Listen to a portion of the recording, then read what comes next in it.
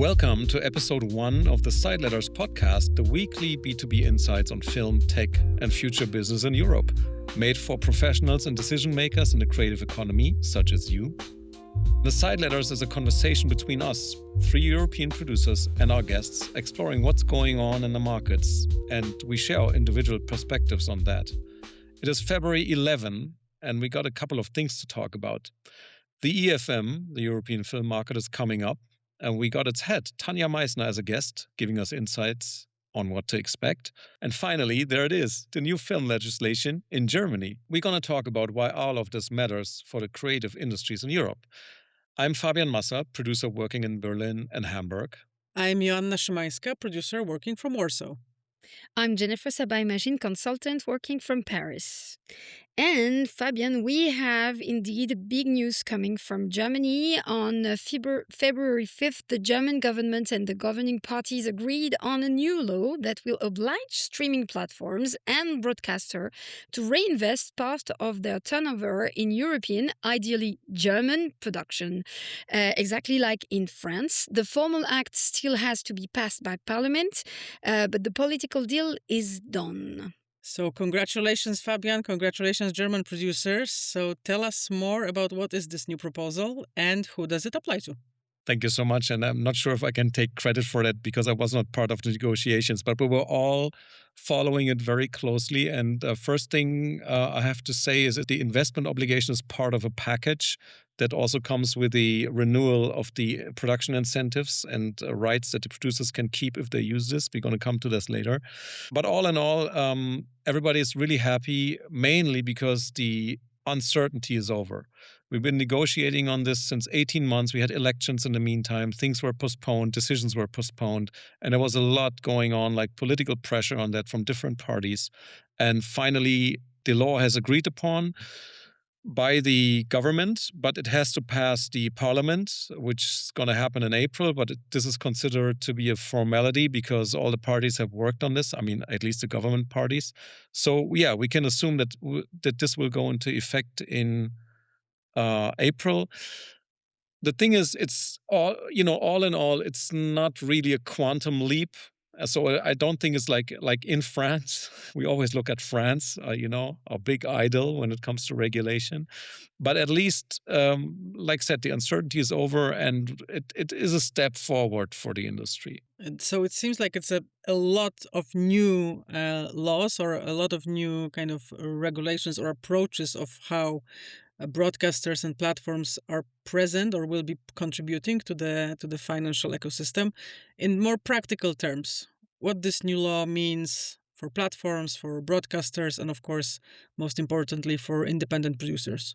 It's a complex law, so we just, we simplify it here very much. But basically, the biggest news for producers, I believe, especially for independent producers, is that the production incentive, which was already existing, the 30% incentive that you get on eligible costs when you produce in Germany, this gonna still exist. But what changed is that they doubled their annual budget. So it's like the limit is much higher, which is great also to attract bigger and more productions. And the second thing is, which I find is more important, is that if you use this incentive and let's say you produce a commission work for a TV station or a streamer and all the partners decide to use this incentive, it counts as own investment of the producer. So that means you can put that in the budget as your own investment. Not sure if you get a preferred recoupment position. That's about to negotiate, but at least this entitles you to a regulation that rights on the work will come back to your production company of a certain amount of years. So for example, if your contribution on own investment is less than 30%, the rights must return after 7 years to you, which is basically normal practice. But if you go above 30%, the rights must return after 5 years. And if you even go over 50%, the rights must return after 3 years. So that means the incentive gives a benefit to producers when it comes to retain their rights. I think this is a big news. Of course, we will see how it plays out. I mean, how many people will get the incentive. And maybe some streamers or TV stations, they decide that some projects, they don't want this incentive. They want to pay it all by themselves. That's fine, and then they're not bound by that. But this is a big thing. The other thing is for producers, I mean, everybody was thinking, okay, with the investment obligation for the streamers and TV stations, that more money is coming now into the market. That's not really the case. So I did a little math on that. I mean, it stays approximately the same, but there are some sub-quotas in terms of language and European works, which also they fulfill it basically. I mean, it's not so difficult to fulfill these laws by the streamers and TV stations. But the difference is that now they are bound by the law. And they cannot say, this year I do it that way, next year I do it that way. And you have all the discussions about responsibility and stuff like that. So you don't have that anymore. They're bound by the law. And that makes also some things more predictable for producers. No, I think this is the fundamental change, really, that actually there is a policy in place that moves away from this kind of voluntary, investment in the local market and turns it into a more structural system, which is great. And it's a great inspiration for Poland as well, for coming from both France and Germany. But I understand this new law still needs to pass through the parliament. Yeah. And I also followed, which is one of my favorite things, I also followed the criticism of the streamers and the platforms. And I will just bring up a few arguments. We've already heard them a lot of times. But first of all, they say the law is quite complex, that it's interfering with their creative autonomy, that if they give voluntarily, they give more rather than when they are being obliged. And my favorite one, and I quote, is that the idea of sharing rights with independent producers is an outdated concept. And this is That's the something best. I absolutely love. That's the best one. I don't think they have that problem with France, but in Germany it's already No. outdated. So, Fabian, what do you make of all of this? Do you think that the streamers will lobby and will kind of lobby their way out of it? Or is it more of a fixed deal and it's only in the details how the law will be implemented? And that's really hard to say because I think, of course, they're not happy with any regulation. They want to do what they want, but maybe they're at the same time, they're happy right now because the discussion is over and people can focus on their work. And as I said, it's not so drastic for them. For example, Netflix makes around 2.2 billion revenue in Germany. That's the estimate. I'm talking rough numbers now, right? So, and the investment obligation is that they reinvest 8% as a minimum, 8% of that back into the market, which is 176 million euros. And at the moment, they are already investing around this number. So, just by now, they are bound by the law. And if they make more revenue, they even have to spend more. Including the quotas and stuff like that. The ZDF, to give you another example, which is one of the biggest public televisions here, and they make a revenue. I mean, this is basically income that they make from the levy. It's not really commercial revenue, but that's the money that they have. It's 2.5 billion every year. So 8% of that is 200 million. To my knowledge, they spent 500 million already. And most of it German and European, so it's fine for them. Another example from private TV, RTL, they have a revenue of 2.7 billion. That's the latest number that they have annually. So that would be around 220 million that they have to spend now. And they are a bit lower than that, but actually they're already also there. So it's not so difficult to fulfill for them. I think that when this law will be discussed again, I think they will try to discuss it again, but we will have seen some effects, in the economy, in the creative economy, in the film economy. And then it will be hard to argue, I hope, that we have to change this law. Maybe we can make it even a bit stronger because everybody was benefiting from it, and that's what I really believe. It's also good for the streamers and for the TV stations to make producers stronger. And it's not much that we're asking here, actually. I was waiting for you to say make producers great again, but Yeah. maybe we shouldn't go there. But no, I think this is really amazing, and congratulations again, because I know there was a lot of work on the end of Producers Alliance in Germany, and it seems like it's a great step forward, even if it's not a quantum leap. But I also feel it would be great to have a separate episode maybe on the side letters where we discuss these arguments that are being thrown around in the policy-making discussions about levies, about direct investment, and about cultural policies in general. But maybe Not today, Jennifer. What do you think? Yeah, I think that would be great to have this conversation and this level of conversation as well. Something that is not really and truly discussed. Yeah. I'm sure it will be talk of Berlinale and EFM, and I think this is the great way to introduce our next segment today. Yeah. It is February in Berlin. The sky is gray, temperatures are freezing, but Potsdamer Platz is heating up. We're only one day away from the European film market, the EFM. And for those listening from outside the bubble, the EFM isn't just a trade fair, it's the first major pulse check for the global film year. And to give you an idea about the scale, there'll be over 12,000 industry professionals from more than 100 countries. The Martin Gropiusbau and the Marriott Hotel are transforming every year into a massive ecosystem of sales agents, buyers, producers, and tech innovators.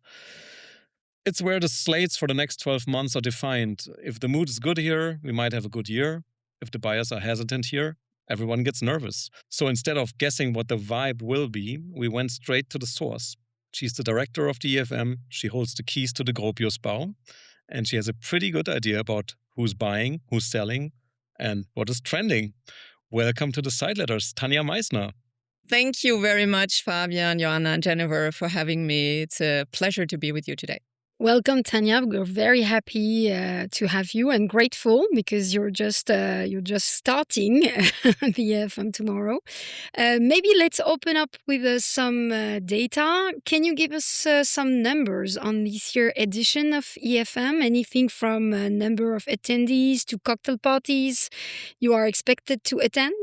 Yes, you already mentioned in your intro, you mentioned that we have roughly 12,000 industry professionals, and that's not counting the media. And if we count like all the accredited people, like filmmakers and everybody who's also a professional, not just engaging with the market, but with the festival overall, it's like almost 20,000. And yeah, it's very positive. We have a small rise also in attendance numbers as we can see so far, but our statistics actually come together at the end of the festival. But so far, we see a slight rise. We have participants from 140 countries. 625 exhibitors in the market approximately, and I haven't counted the receptions I'm expected to attend.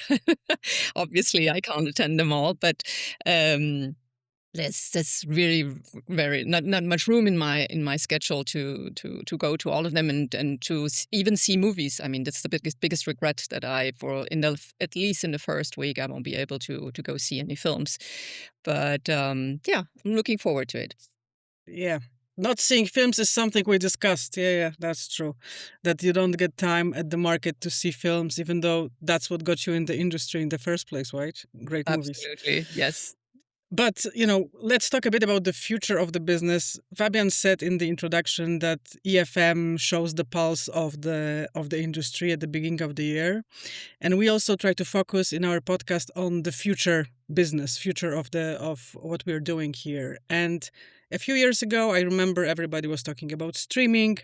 Then it sort of shifted back to resurgence of theatrical and audience design and all that topics related to that. Then it was AI. So looking at the exhibitors and also looking at the conferences program, what do you think is the hot topic of this year? What are the trends that we are seeing at the EFM this year? I think what's interesting right now is that the conversation is no longer so binary that as you just said, or like a few years ago, like streaming versus theatrical or something versus something. I hear much more like a pragmatic mindset, I think, now around this. And what's great is that theatrical has been revalidated also to a certain extent. It's an important pillar of the value chain. I think everybody agrees on that now, and especially also for a younger generation, for a younger audience that's very present on Letterboxd and also in the Berlinale.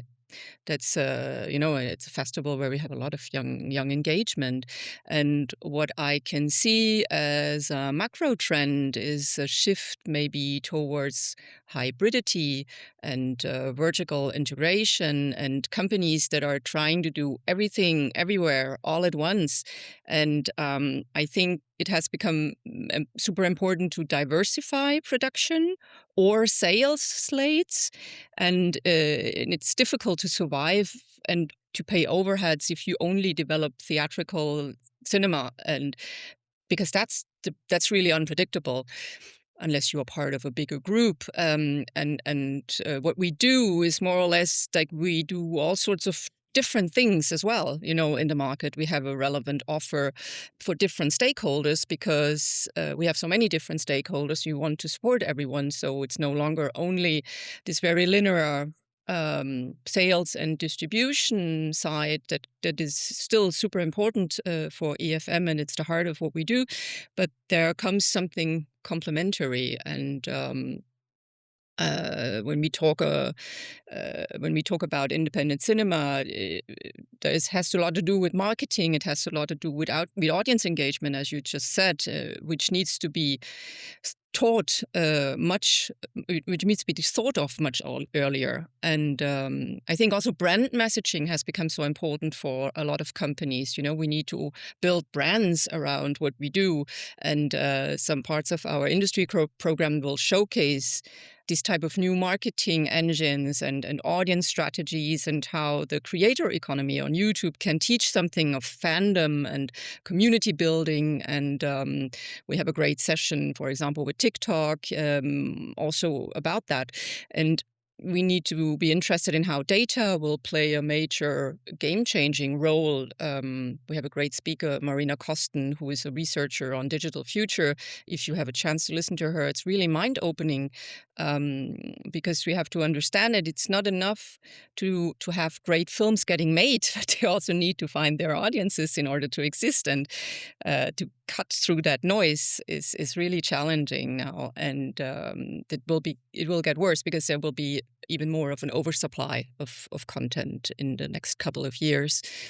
And so we try to have all sorts of lookouts, and we have 100 international industry key figures, experts, strategists that talk to us and talk to you in the conference program. So there's an incredible richness actually on the macro trends in the industry, because there's not just one. There are definitely a lot of angles.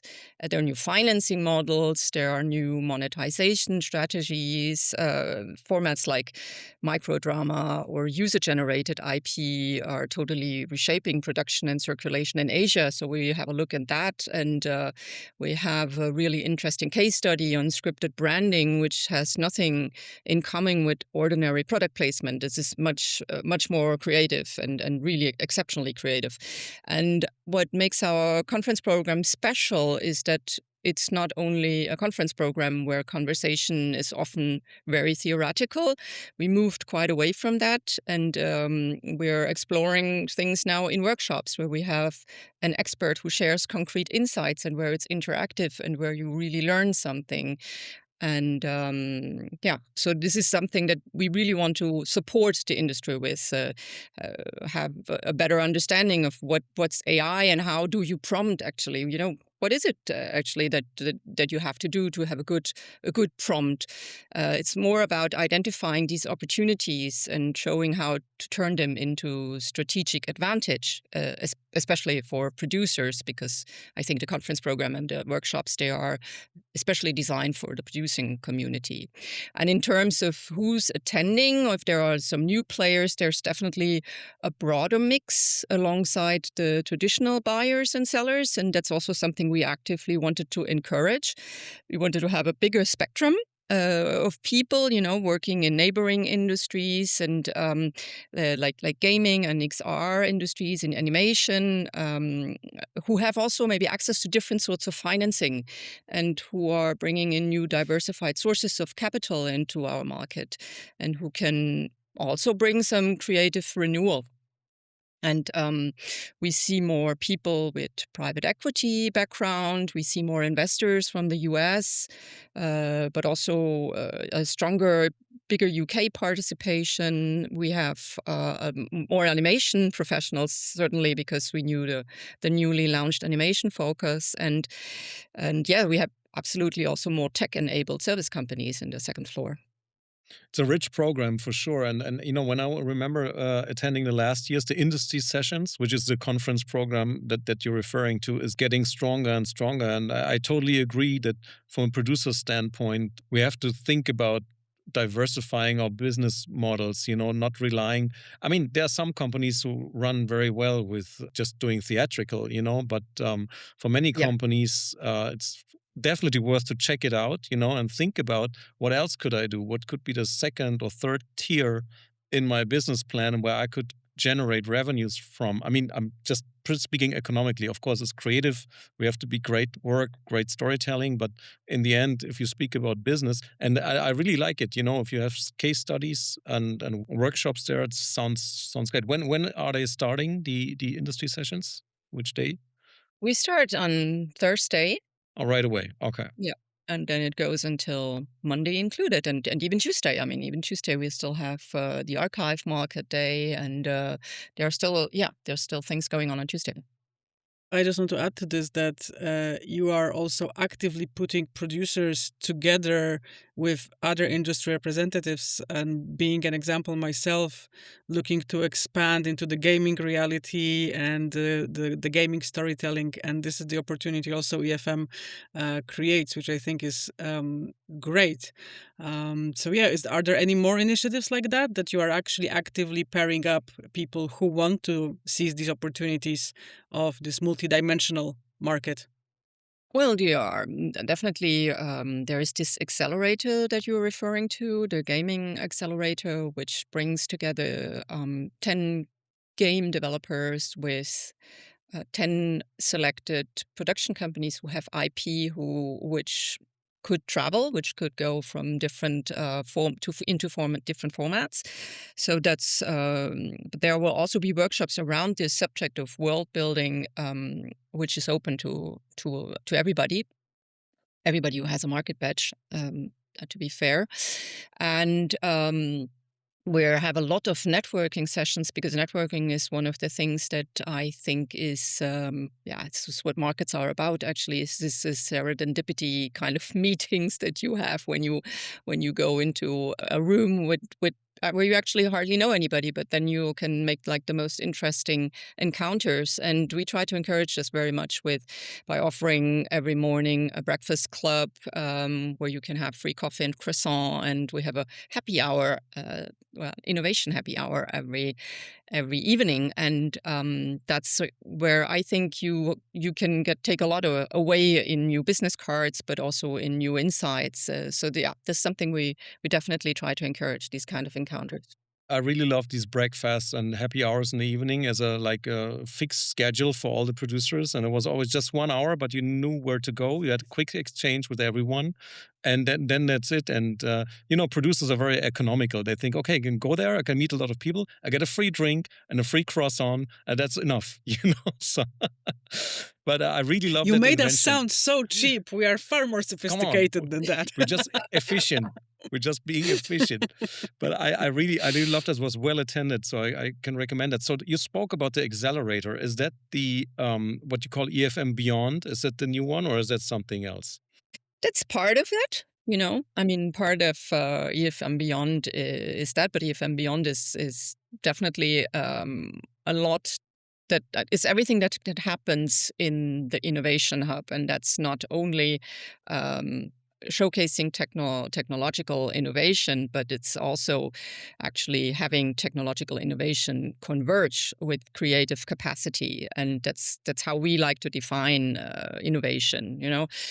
Where AI is no longer something futuristic. I think we can all agree on that, and it's fully integrated now, and it reshapes our creative processes everywhere, whether we like it or not, by the way. And of course, we want to have an ethical approach to that, no doubt about that. But in AFM Beyond, we want to master and embrace the fact that innovation can enhance creativity and not only conceive it as a threat.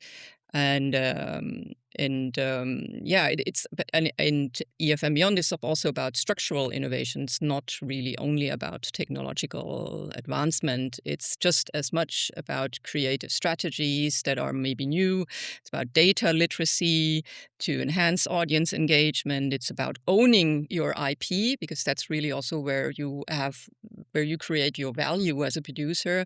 And what you just said also, that giving IP a longer shelf life, finding new business models to do that, or anything that can add value to your European IP beyond that one theatrical window.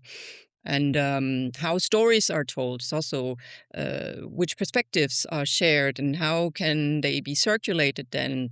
Are there new ways of storytelling, because audiences have become much more sophisticated, and I think integrating younger perspectives and a more diverse range of voices is very, very vital, especially if we work with public funding. Then we also must address society as a whole in all its diversity. And I think the Gen Z jury in the co-production market, actually, which we initiated last year, this is one step in that direction. And that's a 5-headed jury of students under 28. They evaluate our projects in the co-production market. And it's really important, I think, that we don't conceive our projects in this kind of bubble. But of course, it's also, EFM Beyond is also about the tools which we use to make or to distribute content, as well as cultural practice and policy making and collective responsibility and knowledge transfer. All this is also innovation, and this is also EFM Beyond. And so we want to create that kind of space to experiment with all that, and see it as our mission to have this innovative mindset, actually, that we really try to encourage and to interconnect these kind of opportunities maybe that pop up and moderate that connections. And I think when we do that, we have one thing clearly in mind, and that's European competitiveness. I think producers today require skills that go beyond traditional filmmaking, and I know you know that because you are a producer, or you are producers, and you are very interested in this intersection of innovation and producing. Otherwise, you wouldn't be doing this podcast. We are, yeah. Yeah. So that's, I think we can agree on that. Producing has become really, really complex, and upskilling has become a very relevant thing in Europe, especially, and competence building and training. And this is no longer a side activity. I think it has to be central. Yeah, I have one question related to what you just said about the new generation and emerging producer. EFM is one of the biggest markets. So what are your criteria for selection? I know there are startups selected for the Innovation Lab. There are also projects selected. So what is the innovation you're looking for, or the type of criteria you're looking for when you're selecting projects? That's a real difficult question, Jennifer, which you have to ask Fabian, because he was on the selection committee for the startups.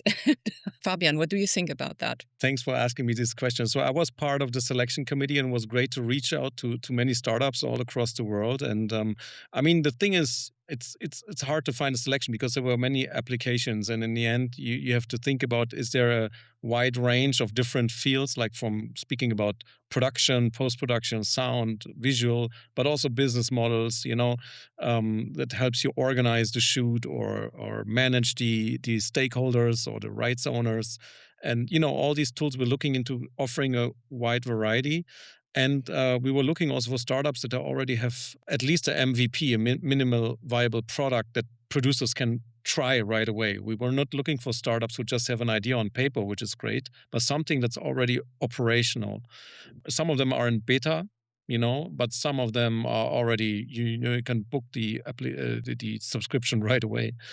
So, and then it's, of course, what does inspire? What could producers be inspired by if they just meet them? Even if they would not use the product, maybe the discussion with the startup leads the startup to pivot in another direction because they understand what the need of the producers are or the distributors. So that was the criteria. I remember last year there was a fantastic startup, I think from South Korea, that was giving you a real time kind of biometric of the audience and how they are reacting physically and emotionally to what they are seeing. And that really felt like something from the future. yes, very far-fetched future. But it was also very interesting because they were doing a test on a sort of a horror film, and you could really feel and see your reactions being measured on screen. And this is, if we venture, way into 2030 or beyond, this is something I see as the future of cinema that really is, or storytelling, that really is influencing, hopefully in a positive way, our emotions and being receptive to our emotions. But Tanja, what do you think? Where do you see the future of indie cinema? How do you see the state of indie cinema amidst all of this technological revolution we are experiencing right now? Well, I see there's a really continued appetite for strong, authentic indie voices that can resonate with the audience. That's definitely still there, or even more there. It's personal stories, and but quality is also very important, I think. And films and stories, wherever you tell them, they need to be emotionally relatable. There often is a need or a wish for multi-layeredness, so that backdrop is very important, or backstory is very important, and character building, of course, and identification, and projects that are rooted in local culture are sometimes more successful as international, or as these kind of universal themes. They have a better international career because they are so rooted in local culture. And I think that our market, or markets in general, need to be responsive and evolve in the same rapidity than consumer acceptance probably evolves, and it's really not a given. It's not only the storytelling that matters, but it's the perspective that's behind it. And the market also wants like a strong execution from the directors. This is what I hear, and you have to have a project that fits all these ingredients. And if you do, then you still have a very good, strong outlook, I think, on financing and on sales. And but one key challenge in the industry today is the audience engagement. We've talked about it already a bit. The creation becomes increasingly accessible to everyone. And the real power shifts actually to those people who can build the communities around these stories, because you have to see them and in order for them to exist. And if you sell a movie as a sales agent and you can pitch already like the marketing around it, then it's much stronger, then this increases a lot actually the price of your project, or of your pitch. The market is no longer so feverish maybe as it once was, but I still see some really solid business. And even if it's less risky, it's more risk averse, and maybe not all the projects find the same kind of enthusiasm, but there still is a solid market. And I think co-production remains very, very central to us in Europe. This hasn't changed. I mean, films really come together as a co-creation of several countries. And I've also noticed that major European companies are ramping up their focus on English language content just to be more appealing, maybe to a bigger audience. And what we also integrated this year for the first time is a genre focus, which you maybe have seen. But because genre filmmaking has also moved up in the agenda, I feel, of quite a lot of people. And that's because our industry invests in this differently now. Genre projects, they are increasingly positioned as prestige cinema rather than B-movies now. And they're attracting top talent, and they attract bigger budgets. And you can see them in big festivals, there's much more recognition to that, more critical acclaim also from critics, and more festival prestige. And some of these directors, they mix horror with really strong art house sensibility, and that's great. And we wanted to give this a bigger platform with the Frontier Showcase. So to help that come out a bit of the shadow, because I think also genre cinema has also a very strong social comment most of the time, you know. So it's a good direction actually where the market is heading there. What is the genre focus? Is this a specific section that has a certain title, or is it integrated into the industry sessions? Yeah, it's integrated. I mean, it's a work in progress that was curated by Frontier, because I think Frontier has done such a fantastic job to build a brand around what they do in the last couple of years. I mean, in the last 10 years probably, and we really wanted to collaborate with them and also show their brand in our market, because I think this is something that we can mutualize quite a bit. Actually, putting our resources together and making something stronger out of it, because it helps us to stay alive throughout the year and not be just this 1 week wonder, which many festivals struggle with. And and Frontier does a great job in not doing that, because they are actually present around the year, and we are too, because with Berlinale Talents we have these type of satellites across the world, and we have the startups. Two of the startups are selected to go to Busan, so we're also trying to have our brand stay alive throughout the year. Yeah. You also have a podcast, right? The morning Yeah, briefing, yeah. So I really love that. I listen to it every day when I go to the EFM. So and it's also happening throughout the year, more not so every day, but it's regularly coming. But I can also recommend it to everyone who's listening here to tune in on that. It's distributed absolutely. on all the platforms, I believe. Yeah. Absolutely, yeah, you can listen to it on all your usual platforms. It's usually once a month, and we want to have it possibly a little bit more frequently, but for the moment it's like once a month, and you can listen to the older versions as well of Industry Insights, EFM Industry Insights it's called. Maybe a question for or an advice for emerging producer, new generation, because there is an incredible richness in the program. There is thousands of people running all around. So, what would be the advice for emerging producer navigating EFM? Is there any section that are undervalued or overlooked by producers? We have a lot more pitching sessions it's actually for the first time for projects in early development. They are looking for co-production partners in Germany and in across Europe. So that's sort of new, and it's definitely something worth pointing out. I think it's super interesting to go see the second floor and to listen to the startups. There's a pitching on Sunday at 2 p.m. For that, Fabian, if you want to come by. There are 12 startups, and 3 of which are German, and they have really great ideas, and it's really worthwhile checking out the Innovation Hub altogether. In the Gruppisbau on the second floor, there's a new immersive zone also, and you have a look at the event schedule, whatever is possible in your own schedule, but there are 100 sessions that are all curated with great care.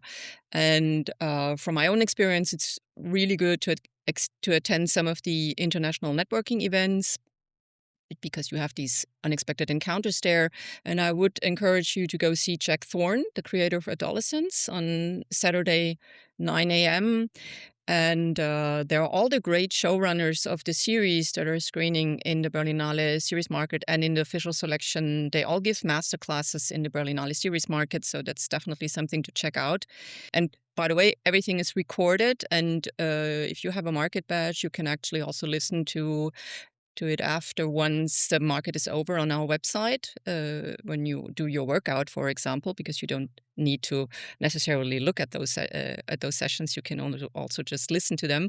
And another benefit of the market badge is that we have catch-up screenings for the competition films and the Berlinale special films on Monday and Tuesday in the Cinemax.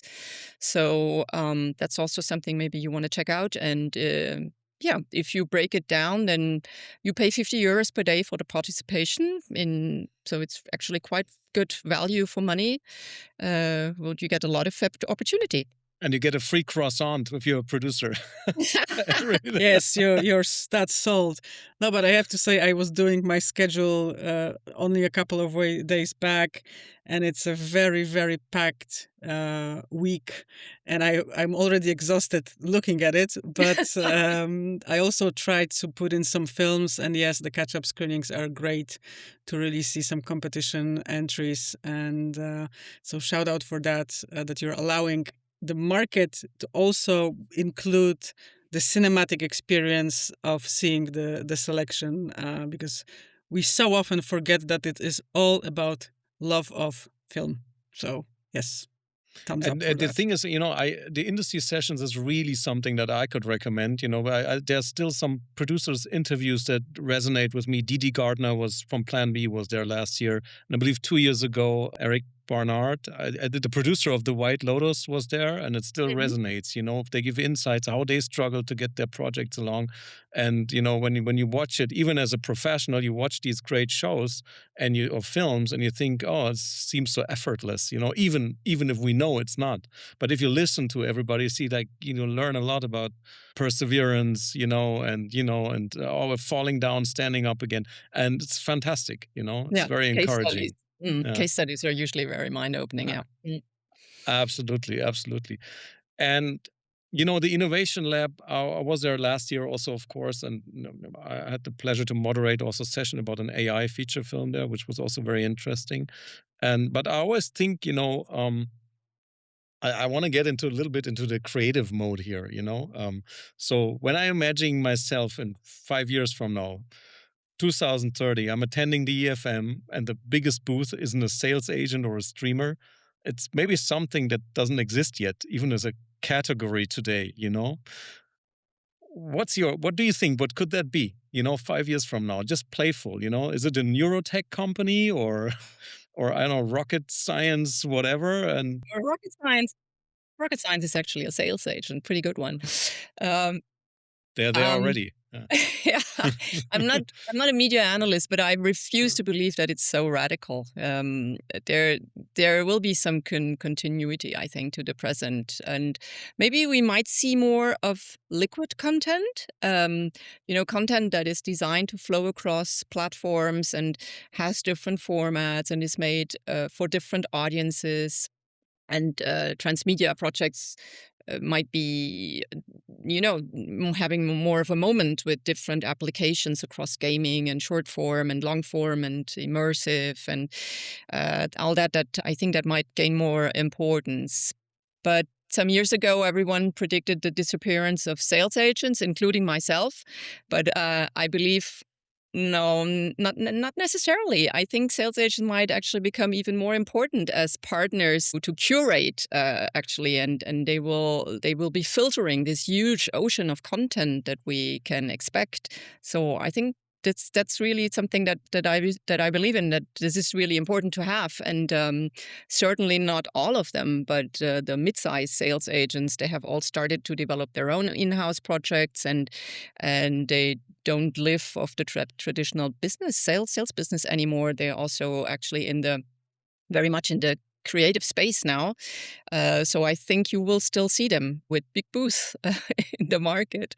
And what I really do hope is that Creative Europe Media continues to invest in an ambitious cultural policy, because our European film industry is based on regulations, and we have to preserve that, absolutely. And cinema is a really, really important vector of cultural identity and of cultural values, and we should not underestimate that. So I trust that there will still be some structural framework in 2030 which will allow us to have an important European film industry, and you will also see some continuity to what exists at the moment. That will still be there. Now, I believe that festivals and markets will still have importance as social events, which cannot happen online, because that's something the pandemic has shown us. It is crucial for us to come together and to build momentum around our projects and around our films, and markets and festivals are multipliers and they amplify voices, and that's something I believe is super important. And our community is also the living proof of the worth of collective intelligence, because we speak a lot about artificial intelligence, but there's also this collective intelligence which is really important to bring together at one table and to exchange. And EFM is very human-centered, despite all the spotlight that we put on innovation. It is really something that I insist on. It's very human-centered, and I would like for it to stay that way. And it's important to extend this collective experience of screen-based storytelling beyond the screening itself. You know, Joanna, what you just said, actually, we have to talk about it and we have to reflect on it. And all of us working in film, we believe that, no? I mean, it's highly addictive to come together and to talk about cinema. Yes, I mean, and this is where my nostalgia kicks in, because Berlinale was one of the first international festivals I attended way back. I was also part of Berlinale Talents back in the day, and I do remember the famous Berlinale queue where everybody would meet at 7 a.m. to get a physical copy of their tickets for the day or for the next day. And they would discuss films they had seen the night before, and that was absolutely amazing. So I think that experience of exchange of sensibilities, of exchange of perspective is absolutely invaluable, and it's great that there is room for that also at the market of this size. yes, couldn't agree more. And the team as well. Yeah, absolutely. I have a fantastic team, the best ever. I mean, obviously, I wouldn't be able to do that on my own. Very far away from that. So I'm really very lucky to have everybody. It's very dedicated. I can agree to that, since I've been working with many of your Yeah, team. you know how Yeah, proud. yeah.